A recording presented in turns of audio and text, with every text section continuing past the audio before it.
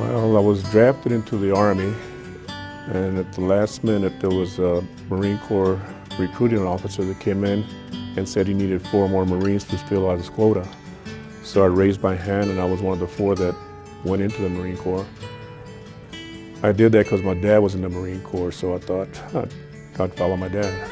After about 4 months of training, they sent us straight to Vietnam. I've served with the 2-5 Marines out of Da Nang in a place called Lang Hoa. When we went out on maneuvers or whatever you want to call them, it was like for 30 days at a time. We'd go out there, look for the BC or the bad guys. It was like a rotation deal. You'd go so many days out at one place. You go to another place. It was just a constant moving around, checking villages out, taking care of bridges. Anwa was our rear, which was a big base. We called that home. We didn't get home very often, maybe 1 or 2 days a month.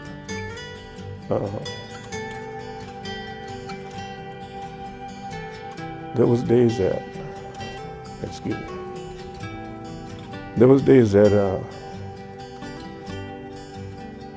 if you lost a friend or somebody got hurt real bad, you take it personally, and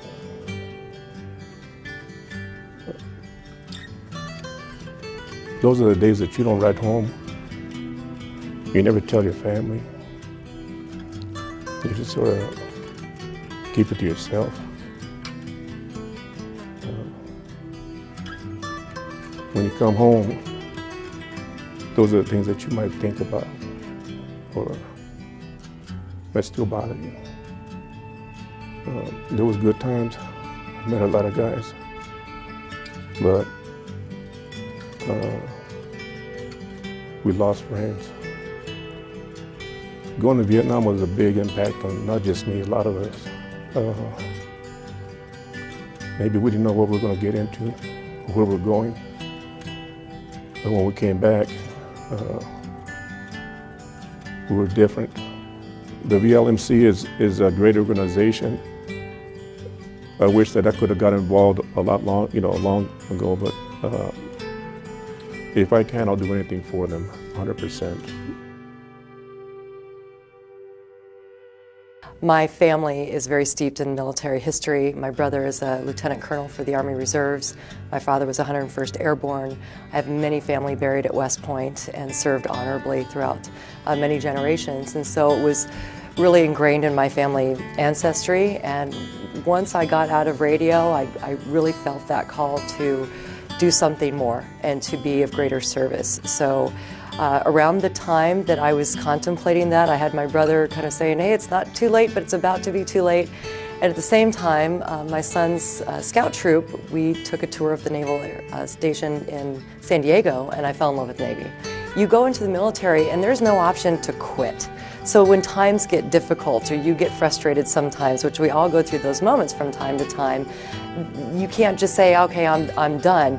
Because you persevere and because you made that commitment, there's something so extraordinary about that. There's something so amazing that you really drilled down into the very core of your being that's so exceptional. And so it's something that you embody, whether you're wearing the uniform or you're not. You're a sailor 24/7. And so it brings so much honor and integrity and value and perseverance. And it's amazing. The family of the military is truly extraordinary too. So along with all those other aspects that it brings to you, it brings this tremendous sense of family and pride that is unlike anything else. It also challenges you. You find out really what you're made of, physically, mentally, emotionally, and it pushes you to see what you're capable of. And every time you think that maybe you can't, you understand that yes, you absolutely can.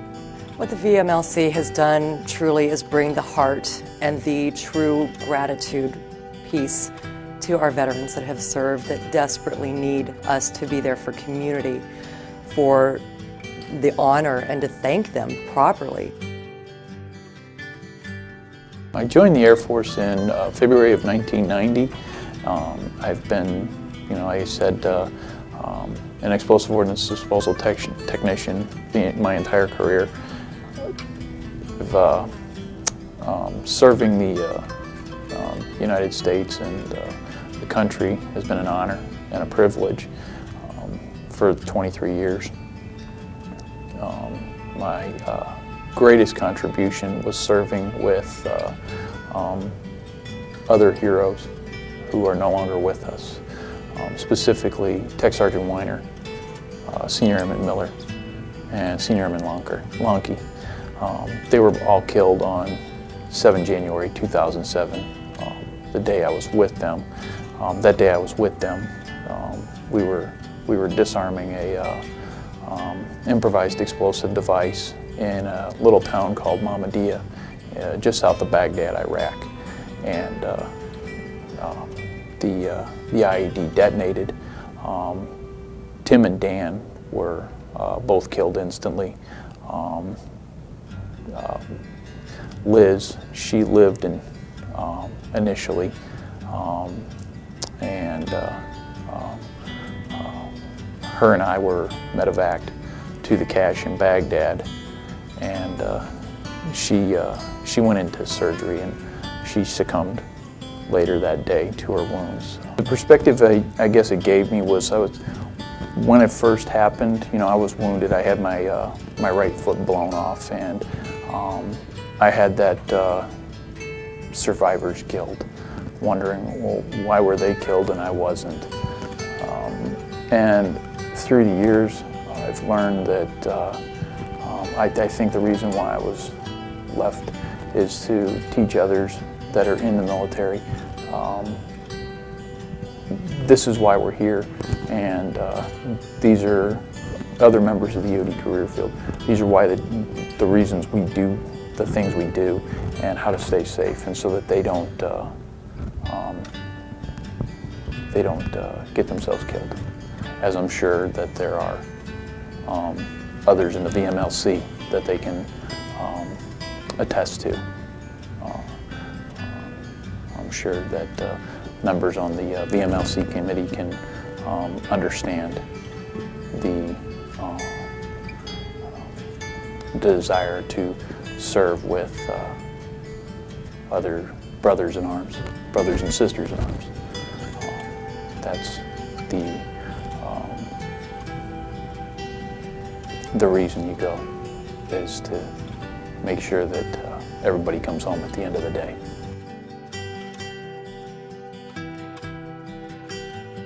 I was in the Army with the 40th Infantry Division, and there was about 18,000 of us.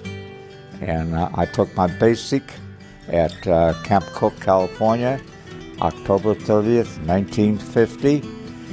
4 months later, I headed out in March, and I headed into Japan. The one thing that stands out, my job was demolition and construction. I laid mines and booby traps, and I disarmed mines. You don't make a mistake and come home. That's all there is to it. And I was ordered to clear the minefields. So I cleared the minefields and I couldn't find a thing. But my commanding officer says there are some there. Okay? So I halted everybody, and if you're at a dead end, you got to change your sense of direction, which I did. And I got on the horn, on the phone, and I called to the rear, to the engineering battalion, and I had one of the fellows from the rear, 10 miles back, come up, and he come up to me later, an hour later, and he was pretty cocky to me. He said, "What's the matter, Sergeant?" I said, "Well," I said, "we've been here trying to locate these mines with our probes, with the detectors." And I said, "All these men have been working hard, and I need outside help." And he said, "There's nothing out there." And so what happened then is he walked about 20 feet, I would say, approximately, and he found it. He found the mine. How we missed it, I don't know. But when it hit, when he stepped on it, it ripped him from his butt cheeks all the way up to the back of his head, and we loaded him on a Jeep and hauled him away, and that was it. And let me tell you, I never had any problem giving orders because I was called the old man at times. But I brought my 27 guys home. I've learned a lot, but I haven't learned enough yet because I should have gotten my frostbite taken care of a long, long time ago. This is 60-some years later. I'm still fighting it. But this group, I never heard of it till a guy from hospice called me. He says, would you like to represent the Korean War veterans? And I said, you bet your boots I would. My dad was a World War II Navy aviator, pilot. He enlisted in the Navy in 1941, and he wanted to become a pilot. So he went through all the training, and he was a quarter-inch too short, but they waived that for him, and he ended up becoming a lieutenant, and he was a dive bomber pilot. When he was flying, he had a rear gunner, a 17-year-old kid. My dad was in his early 20s, and they were flying over a mission, and his plane got hit. And the kid in the back had one foot out the cockpit, ready to bail out. And my dad said to him, "Get your ass back in here. I still have control of the plane." And my dad was able to safely land the plane, and they both walked away.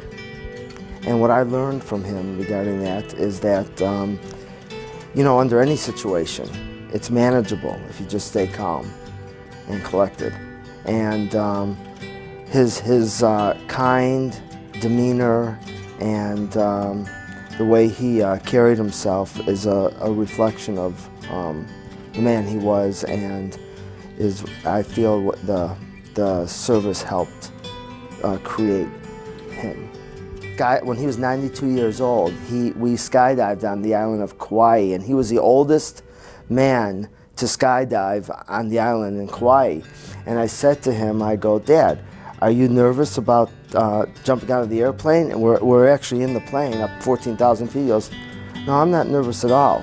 I'll tell you what could get you a little nervous, Neil, and that is being up in the open cockpit dive bomber and diving and looking through a scope and then zeroing on your target." I support the VMLC.